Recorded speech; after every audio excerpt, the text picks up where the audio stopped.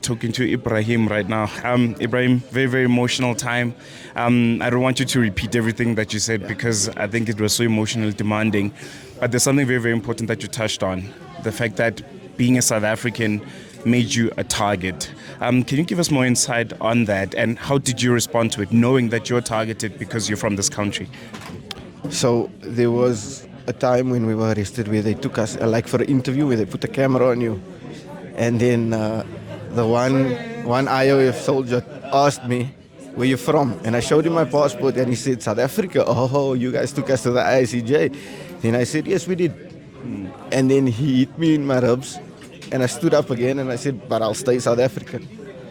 You can hit me how many times, and I'm still gonna say that we will continue taking you to whatever court we have to until we reach our goal of a free Palestine." And there's also something that, was mentioned, the fact that you guys don't feel like you've accomplished your mission. You don't feel like you're heroes.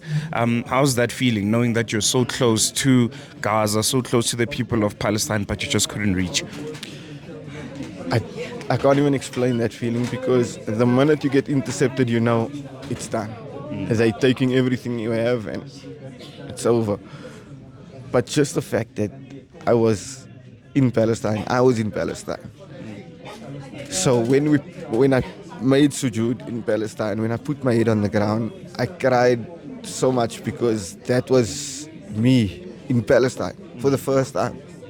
Because I know they will never allow me into Palestine. No matter how I try, I'll never. But they took me there. They did me a favor by taking me there. Not how I wanted to go, but they took me there, and I can proudly say that I was in Palestine.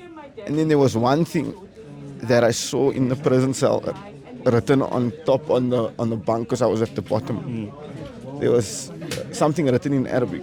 It was Ain al-Alam, where's the world? And that stuck with me.